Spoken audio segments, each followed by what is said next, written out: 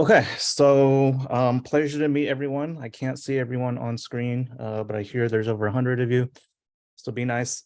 Um, so I thought I kind of had like carte blanche to talk about whatever. And I wanted to do something a little different just because I feel like a lot of the topics have been well covered or are like remixes of things that you guys might already know about. And since you are students, eventually you'll have to go out into the job field. So I remember when I first had to start out looking for a tech job, or even now, right? Like even mid-career going to look for a tech job, it's always a lot of uncertainty, especially with today's climate. Seems like every day a company's laying someone else off. Just today, actually, I found out one of my friends got laid off. So yeah, hopefully this information will be helpful, relevant, and assist you in your job searches, whatever you end up doing in your careers. So without further ado, here's a little about me. So right now I'm currently at Rippling, and I'm the director of product design there, on the growth team. Before that, I was the head of product design for merchant experience on Wish. Before that, I was at Bluevine. Before that, I was at Convo. And then before I got into design at all, I was at Google as like a product associate. So this is a brief background about me, and all that's to say, I've done a lot of things in a lot of different industries, private companies, very large companies, startups that have gone on to IPO, et cetera, et cetera. So hopefully all of this is not just me pulling things out of my ass, but like speaking from experience. And again, hopefully we will all inform you into sort of how you can think about this as you approach the crossroads of starting out into the job world. Okay, so first off, I want to talk about startups, and how I'll sort of structure this conversation is it's going to be talking about startups, sort of how to evaluate company health in terms of that, sort of what the expectations are in working at a startup. And I'll go to very large companies or enterprise companies, same sort of deal, evaluate company health, sort of things to look out for.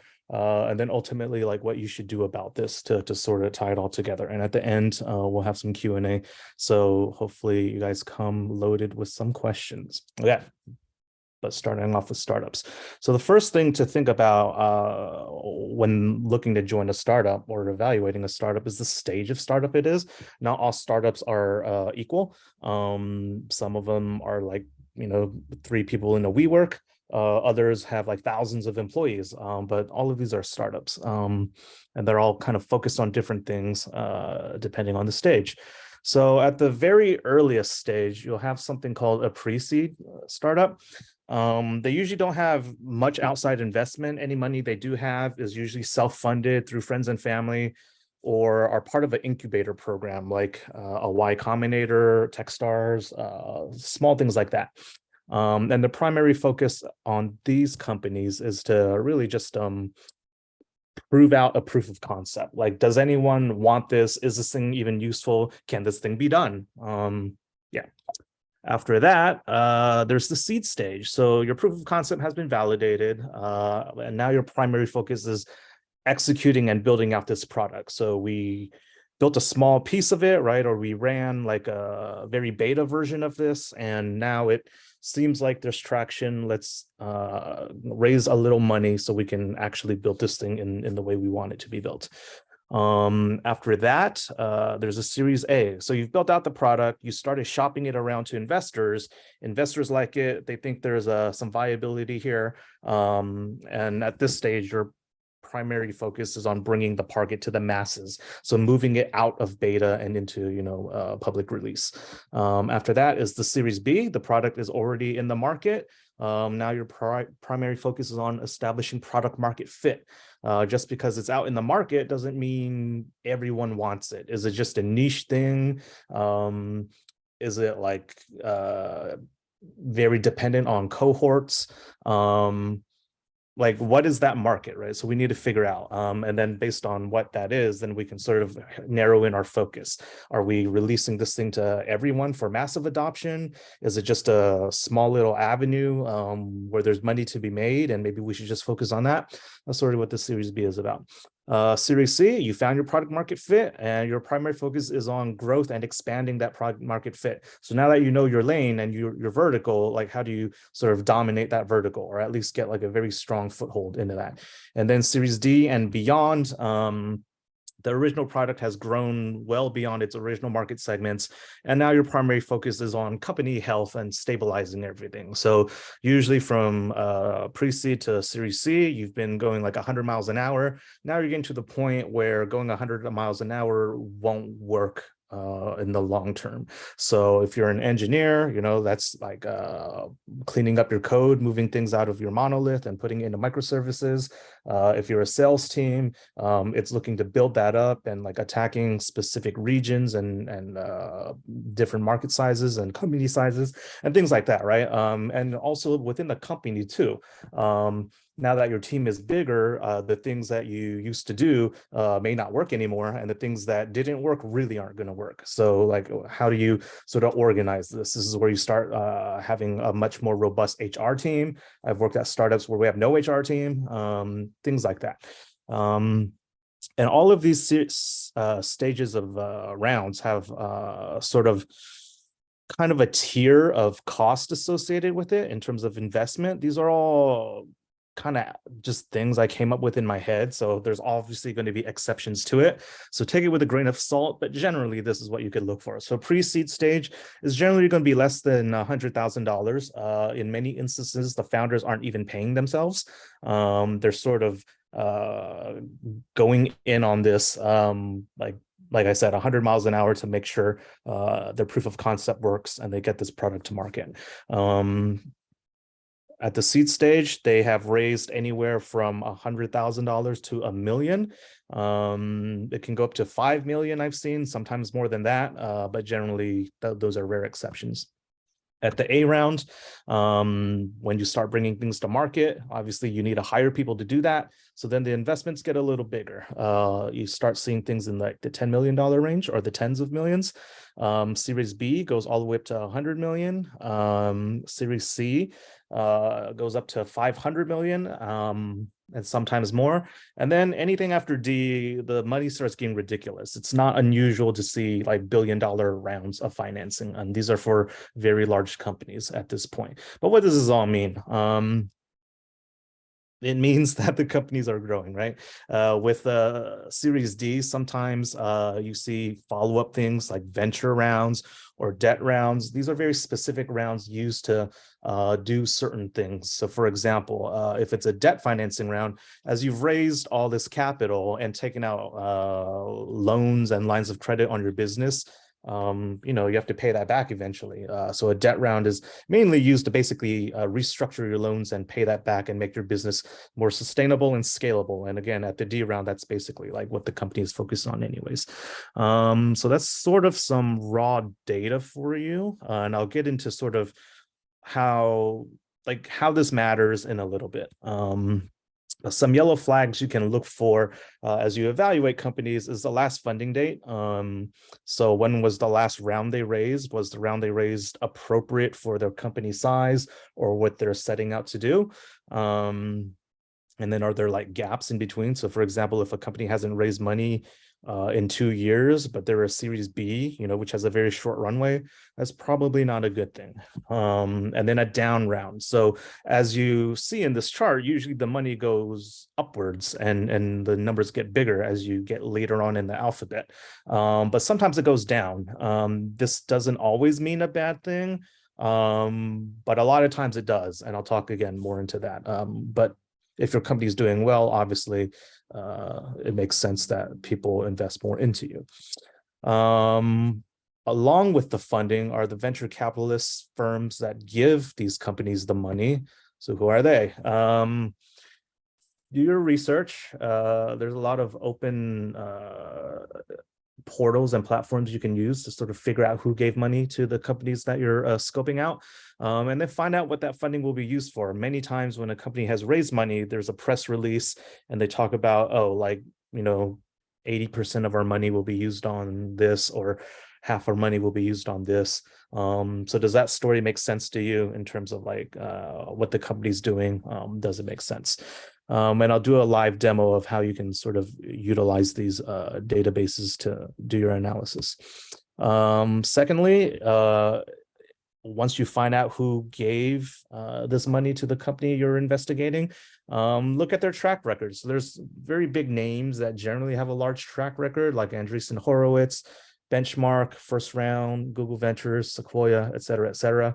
But you can get even more granular than that. Many times you can find out not only what firm invested or what firms invested in the round, but who in that firm invested in that round, who was the lead investor. Like if we have 4 venture firms in there, that they split it up evenly, was there a lead investor sort of driving this whole thing?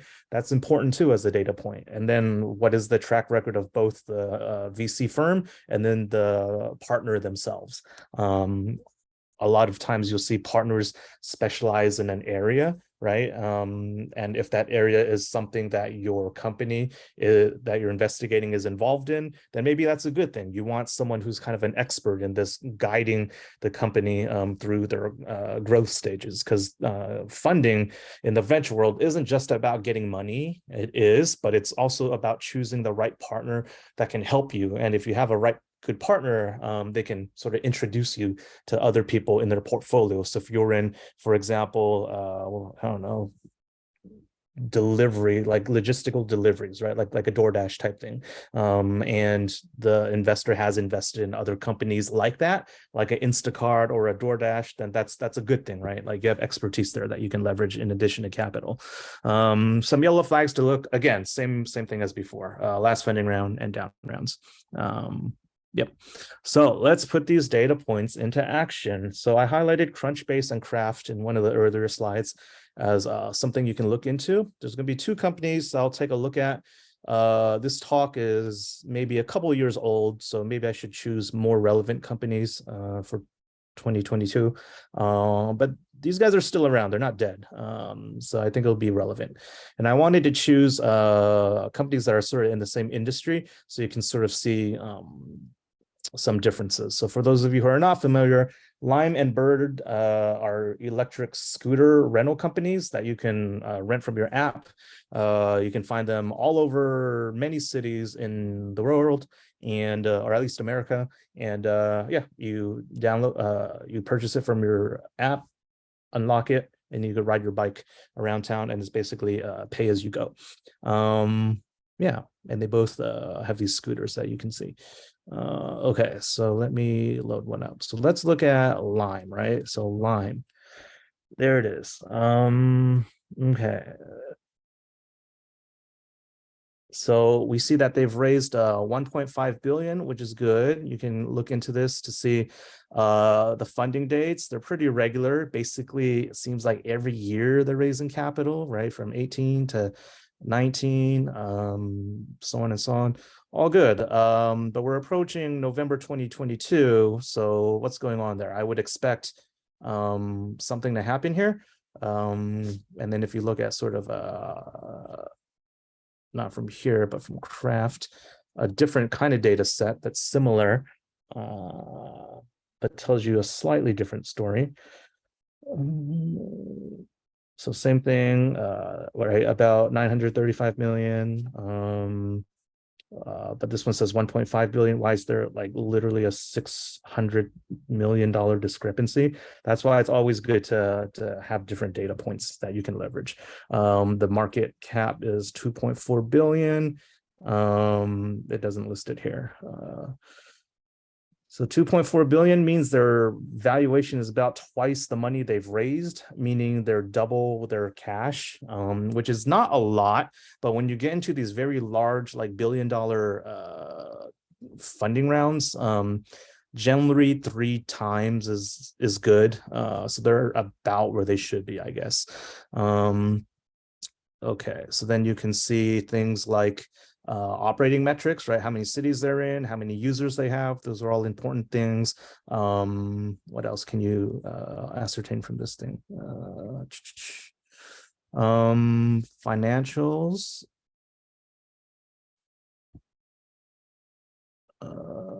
Their revenue. So as you see, they brought in like 420 million in 2019. So this is obviously needing to be updated. That's the problem with these aggregators. It's not always up to date, but it gives you an idea. But they're losing $300 million, right? So they're bringing in 420, but they're losing much more than that. What else? Human capital. So you can see the employment rating. It's not too bad. Pretty hard to find anything above 4 these days. And you can even see the breakdown of where it is. So a lot of people in sales and BD and a lot of people in like operations. So things like admins, technology, finance, HR, so on and so on. So design probably sits in technology. And for a tech company, this is a fairly small number, right? It's kind of surprising how small it is if you consider like engineers sit here, product managers sit here, obviously designers, 2.3% of the company being hired for like is fairly small. So they're hiring a lot for sales and BD. And what I know about these e-scooters is you basically pick them up off the street and you pay for it on the app, and then you just ride the bike and off you go. And then someone will come and collect it and recharge it. And that's that. Why do they need salespeople? What are they selling? That's kind of strange. So that's of interest to me if I were to sort of consider if I wanted to join this company or not. What can we ascertain from here? So you could see like who the executive suite is. You can see who the CEO is. If you wanted to stalk the CEO, we can. Let's go check him out. Wait, what? Why can't I just not go into it? Oh, they changed this. I used to be able to just go right in. Okay, whatever.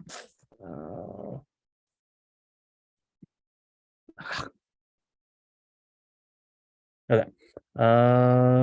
Maybe we can do it here. Okay, here we go. Same guy. CEO. And then you could see he worked at Uber. Okay, so he has experience in the mobility space. Yeah, not too bad, right? Yeah, so that tells you a story. So these things in and of itself is maybe like not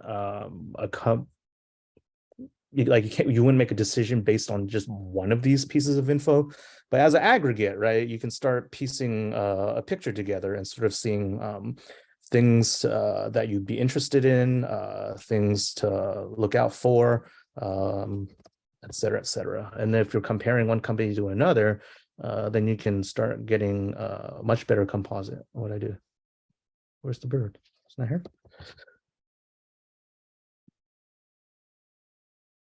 Hello? Glitch. Okay, I don't know what happened there.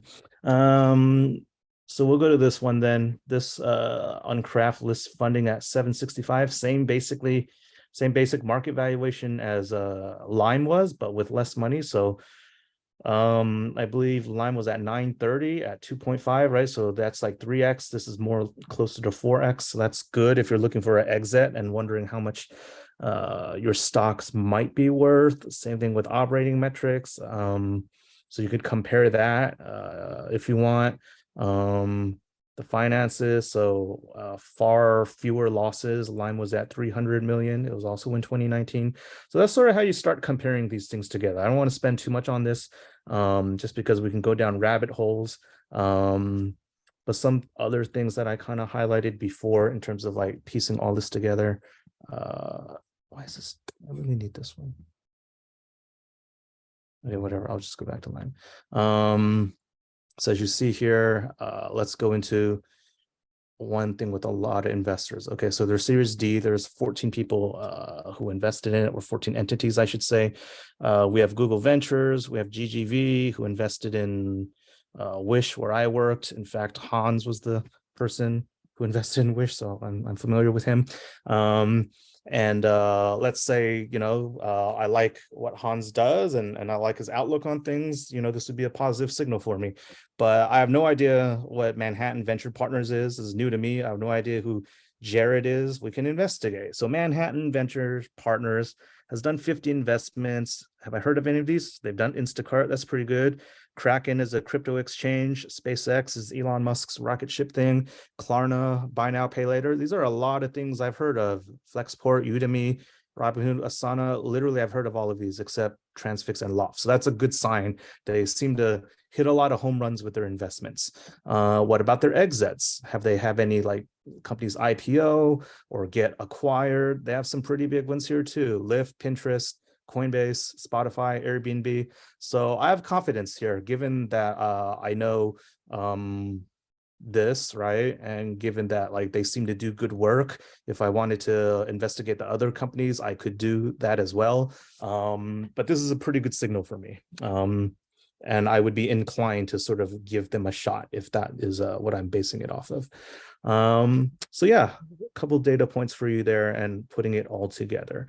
Let's move on to what actually is expected of you in a startup. So let's say you join a startup, you do your due diligence, everything looks fine and dandy. What are you expected to do? Or what is the expected work environment like? So number one, it's a very fast-paced. And you're usually wearing multiple hats. Your job that you signed up for is probably not the only job you'll do. There's a lot of business functions that aren't fully fleshed out. If there's someone with the customer service call and the one like support rep that they have is out to lunch, you might have to take that call. You know about the product as much as that person at this point anyway, so you might as well, and these are not uncommon things. So if you have an attitude of like, oh, this is not in my job description, this is not for you, because everyone is doing things outside of their job description, but that allows you to learn everything about the company, and as the business scales, that will only help you make better decisions as a designer. I assume everyone here is like a designer or interested in design, so I'm going to just refer to you as such.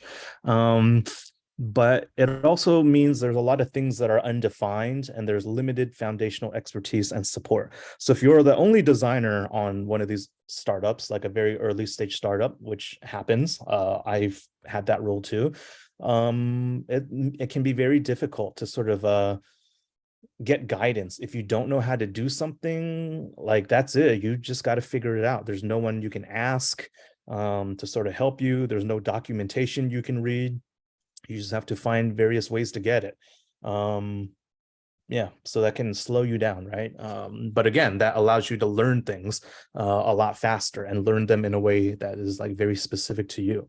And then you can be the domain expert in that sense.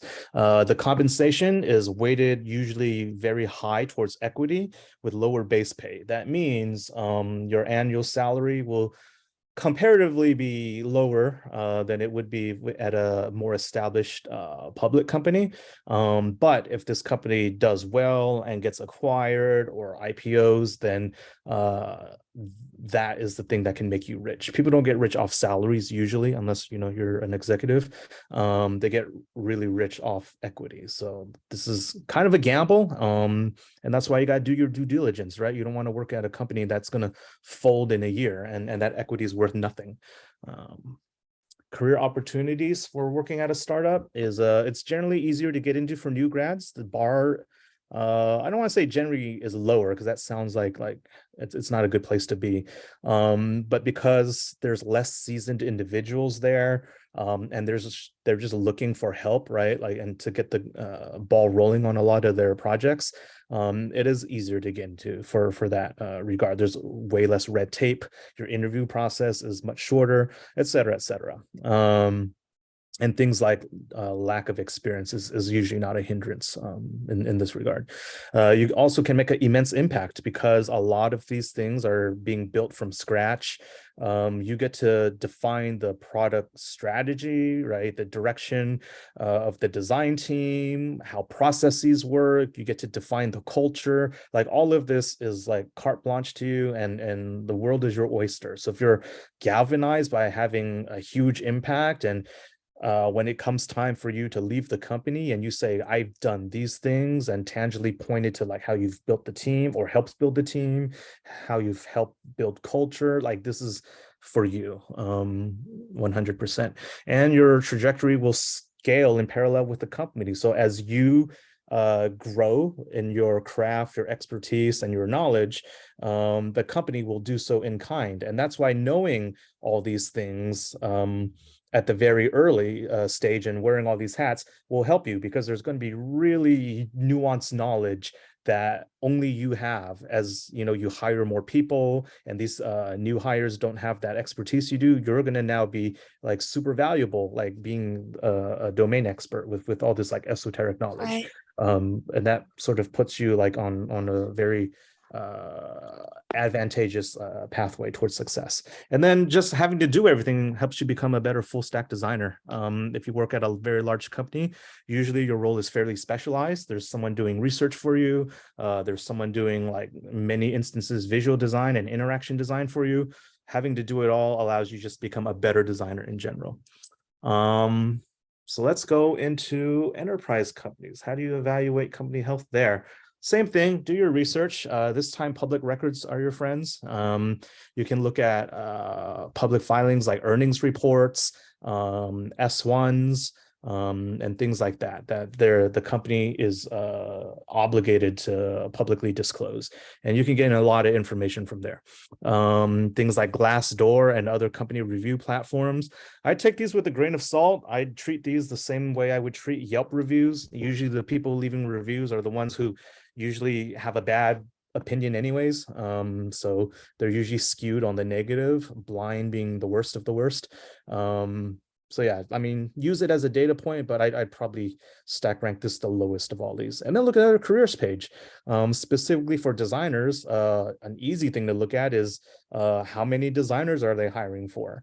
If this is the only design role, okay, whatever, like how big is their design team? If it's a small design team, that makes sense. If they have a large design team and they only have one role open, what does that mean? That means they're not investing that much in design. So that's a question I would ask in the interview, you know, like what's the long-term strategy here? The careers page itself, does it look like a designer worked on it? Is there like a team culture page, or is it just very piecemeal? Here's a bunch of job listings and that's it. So those are some very low level things you can do just to ascertain whether design has investment going forward. And then you can even stalk their company LinkedIn page. It's very easy just to go into the company page. Oh, you know, I wonder if I could do it here. Okay. Usually, if you're signed in, there's like a people thing here. You click people, there's a search field, you type for designer, and then you could figure out basically who all the designers are. So you could do it that way and stalk the team that way. Speaking of design investment, at an enterprise company, there should pretty much be an established design practice, right? So who's the company's head of design? Like what is their primary function? Are they sort of focused on business objectives? Are they focused on building the team? Are they actually doing design still? All of these things kind of help paint a picture of like what that organization looks like and how the head of design like will function and support you. Are there auxiliary functions like user researchers and content writers on the team as well? Or a design operations person? That's usually like the sign of a very mature design team when they have that. And then again, what are their short and long-term investments? And then team health. Does the company's branding and product reflect high quality output? So again, you can just tell this on the careers page, but also other pages on their website. Does it look like designers had latitude there? I think everyone, you know, loves the Stripe design page like that. Yeah, because they get away with that. So if Stripe is able to sort of have designers go crazy like this, then that's generally a good sign that designers have a lot of latitude, right? After you've like stalked the other designers on the team or talked with them in the interview, like, are these people you think you can learn from? Are these people you want to work with? How's design as a team perceived internally? Are they looked at sort of as secondary executors? Are they primary stakeholders that can define strategy from the get-go? Another thing to really look out for. And then what does collaboration with stakeholders look like? So a little related to that first or that third point that I had. Simon, I just want to give you a heads up on time, maybe like 10 more minutes and then Q&A. Okay, cool. Yeah, thank you. The expectations for the environment, it's a lot slower paced than a startup. It's also slower paced because it's very bureaucratic. So making a simple change is not that simple. You can't just update your Figma file and then give it to an engineer. Like that doesn't work here. You got to get approval from your manager, maybe your manager's manager. The engineer needs to get approval for this change, submit a pull request and have it sit there until it gets reviewed and merged, right? Like all of these things like take way longer than it does. So if you like making big changes very quickly and shipping things like very quickly, this is not for you. But you wear a single hat. You don't have to, take phone calls, for example. But it's also a lot more siloed. So that institutional knowledge kind of stays institutional and sort of lives in pockets in the company.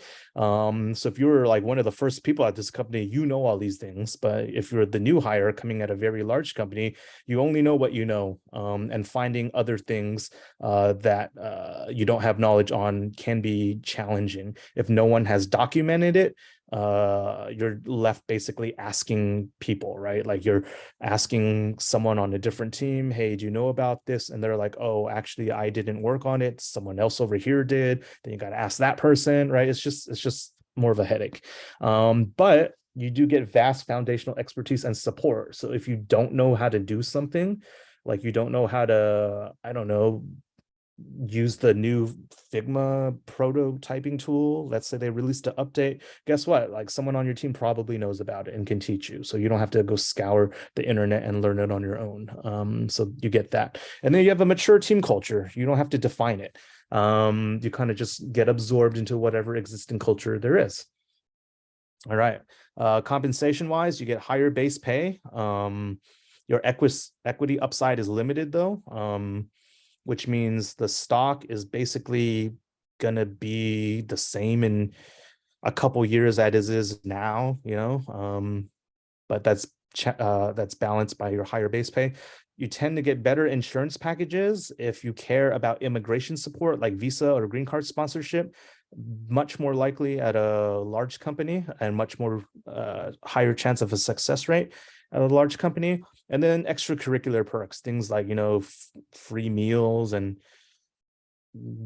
childcare and things like that. If you care about that thing, large companies are more apt to provide those services. And then in terms of impact, it's much more limited. You're usually working on micro optimizations and very small iterative changes. For example, I know someone who's just working on like how buttons look, right? Like across a system, which is cool because everyone gets to use the buttons eventually, but like it's just a button at the end of the day. And if you were to talk to your friends about what you do at this company, like what would you say? Oh, I work on buttons. Like that's not super inspiring, but that's sort of what happens. Someone needs to do it. Much of the team culture has been defined. So again, if you like doing this, there's no opportunity there.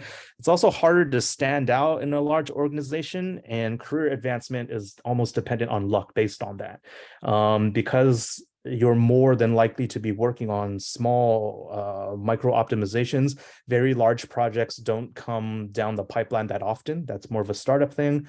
And if you do not get a large project, which is like the luck of the draw, right? Then it's really hard to advocate for the type of impact you've had and why it warrants a promotion. So keep those things in mind. So with all that said, when we try to evaluate what's right for you, what is it? So there's no one right answer to this. Everyone has different things that they value. So if your main motivator is money, nothing wrong. That's sort of why we were getting a job. If we didn't need money, we wouldn't have to work at all. Or it could be mission, like you want to save the planet, you want to work on climate change or something with like government policy. go for it. Those are high impactful jobs. When you tell your friends and family what you do, those are the inspiring things. They also unfortunately don't pay the most. So you could either destroy the world and get paid for it, or save the world and not get paid for it. Or if the culture is good, you've met the team, you interviewed with the people, you vibe with everyone, seems like a great place to be, all the people are cool, like, you know, you might want to do for that. Or you might want to go for that. I mean, if the people you met are very smart and they offer you a lot of room for career advancement and growth, and this is something you want to focus on, then yeah, having the community where you can grow and learn is important as well. And if you want to make a huge impact, launching like very large scale projects from the get-go at an early stage, some people are galvanized by that, right? And would sacrifice sleep to get these releases done. Then there's places for that as well. So that's sort of, I think the 5 things I would say you could balance them on. You could even stack rank them. You know, what's your top, what's your second, what's your least motivator, and then as you explore companies, you can balance that against your stack rank. There's 2 things I think you shouldn't motivate you. Number 1 is clout chasing. This goes for evaluating companies as well as life, right? Like, don't love something that can't love you back. I think like 5 years ago, 3 years ago, everyone wanted to join a FANG company, Meta probably being the top of them. And then after these layoffs, you see how brutal it can be. Like, everyone hates life right now over there. Everyone feels like they're walking on eggshells and afraid to make the wrong move unless they're next for layoffs, right? And it's like, yeah, like at the end of the day, it's a job, and that loyalty is not a two-way street. Like, it's a company, so you can have ones you prefer, but never put it on a pedestal where you're like, oh, this is my dream job. Like, you know, there's a saying, don't dream about work. And I think this is true here. And then fancy title. If you already have a job and you're looking to make your next move, I see people chasing titles, and it doesn't usually work out for them. The companies that are willing just to hand you a title without having you prove it out are generally not companies that I would work for, at least. There's a low quality bar, in my opinion. And at the end of the day, titles are meaningless. Some of the best designers I know ever have just designer in their name, product designer, nothing in the beginning, nothing after that. That's it. Let your work speak for itself, and the rest will come. And yeah, so the final verdict, what should you do then? At the end of the day, it's your life. Do you? Everyone has different values, different motivations. And some of you will ignore my advice and chase the clout anyway. So all I can do is give you my 2 cents on it, but at the end of the day, do you, my friend. All right, that is it for me. Hopefully you guys got something out of that. Happy to take any questions if you have them. You can help me sort of, if they're in the chat, you can read them off to me because I can't see it. Sure. I also value like people who are brave and want to raise their hands. So if there's anyone that wants to raise your hand and ask it, you can go before the chat, people. Yeah. Yeah, we've been doing things exactly that way, and I can see that we have 2 raised hands. We've got Anissa. Would you like to turn on speaker and ask a question? Hi, yeah, thank you. Thank you, Simon, for taking time to educate us. I found your presentation to be really helpful and very informative. I was actually curious to know your opinion as a designer on job hopping. Job hopping in terms of what? Like, should you do it, or in terms of like how frequent and how often, in terms of like duration on staying at a certain place versus like staying at a place versus like jumping around and adding to your experience in that way? Yeah, so I think there's a couple ways to look at this. If you talk to like your parents, right, or your grandparents, and they're like, oh, you kids jump around too much. I was at my job 50 years, you know, like that doesn't, no one does that anymore. I would say if it's your first job, you gotta stick it out for at least 2 years if you can, just because it's way easier for you to land your next job.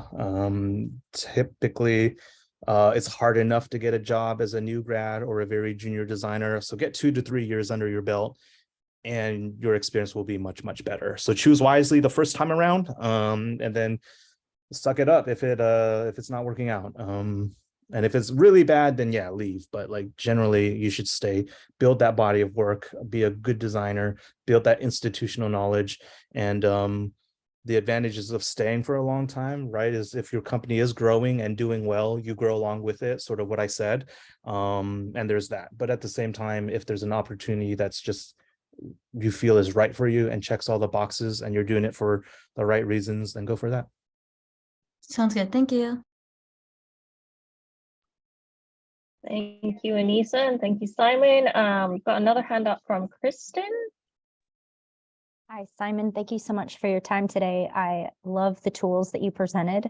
I'm well established within my career, and I wish that in my experience of figuring out what I wanted to do, I would have had those tools to kind of research companies. I've done everything from startups to your large enterprise companies. And that said, I wanted to ask you, kind of having the breadth and depth of experience that you have, do you find a preference in the size of company? Like, what are the things that you look for when you are trying to find your next opportunity? I have an answer for that. I don't know how relevant it might be for a lot of the people in this room. It might be relevant for you since you're established in your career. But just to sort of illustrate sort of the living out your philosophy. The last 2 roles I chose were very intentional. They were things that I wanted to do very specifically. So going into Wish, I had the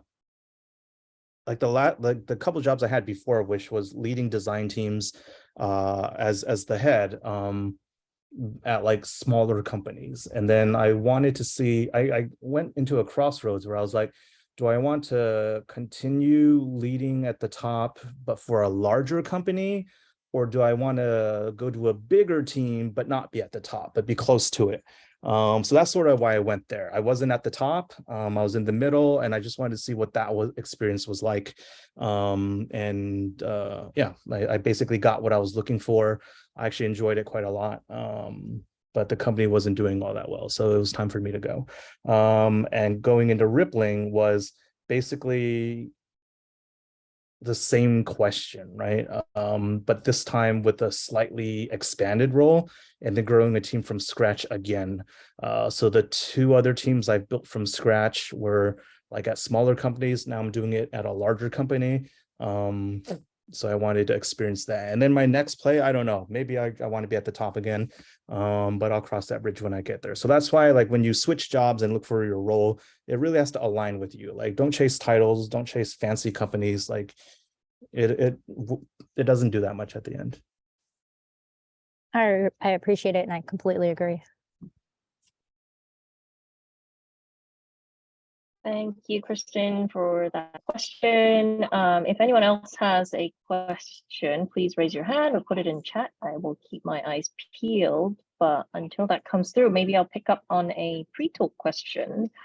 Or actually, Simon, before class started, I kind of touched on this, that lots of people are curious about how your background is quite unique, and you said it yourself, you're a rare breed of native from the Bay Area, kind of born and raised here.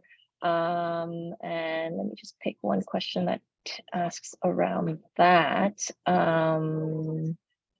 So yeah, being a Bay Area native, it's a question from Thalia. Can you speak to the spirit of innovation here and how it's shaped your design journey, if it has?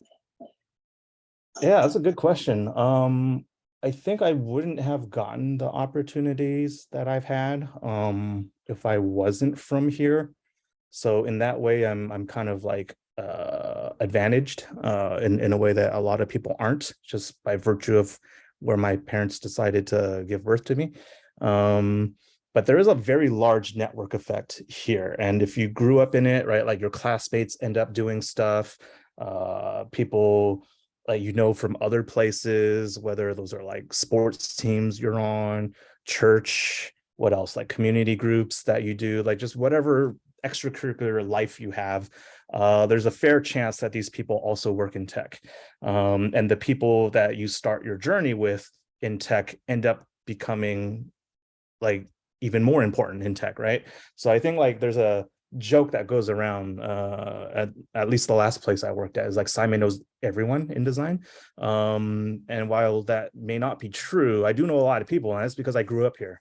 And I just meet people, you know, and the people introduce me to other people, and this and that. So I'm gonna like kind of be a little insensitive in a way, but it's like there's a lot of folks that have gotten laid off recently, but like if it ever happened to me, I'm not that worried because I can just send a text message to a couple people and probably have another job like in very short order. And while again, like it's not fair and equitable, it is what it is. So I'd say that is one advantage of being in the Valley long term can afford you. And I know sort of the network has expanded in places like New York and Austin, even London, Toronto have gotten a lot of tech presence there, Seattle being another one. So I think those opportunities are starting to come out in different places, but by and large, it's still very unique here in the Bay Area. And at the end of the day, you can start a company anywhere in the world these days, but all of like the later D round fundraising companies exist here. So at some point you need Silicon Valley, at least for now, until that changes. Cool.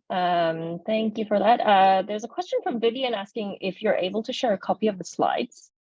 I'll think about it. Okay. You can let me know, and then if you do share it, I'll pass it on to the students. Kind of related to the last question and what you were saying, like you almost know everyone. It seems like you're very well connected.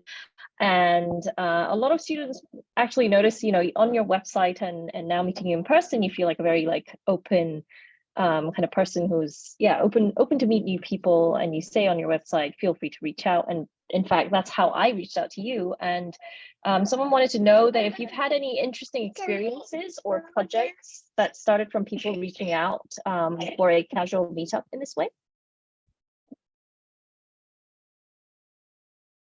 I got my job at Wish because I was on a Slack channel with other design leaders, and the secret to design leaders is we're recruiting 100% of the time. Like when we're talking to you, we're basically recruiting you, right? So while a lot of us are there to sort of ask advice and things like that, that happens, but we're also just all trying to recruit each other. So I came across the head of design at Wish, and basically like she let me know she was looking for someone.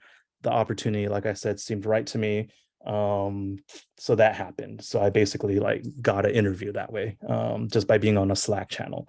When it came time for me to leave Wish and look for what I wanted to do next, she had mentioned like her husband works at Rippling, which is where I work now. And then through that, I got connected with the head of design over there, who's now my boss, right? So like this is sort of like the network effect that really just keeps on expanding. Yeah. And then the way the reason why I'm like giving this talk to you guys now is because Yoon reached out to me, and she reached out to me because one of my interns had this class when he was a student. So cycle keeps on going. Yeah. And actually maybe a good point to end on. We're on time, but yeah.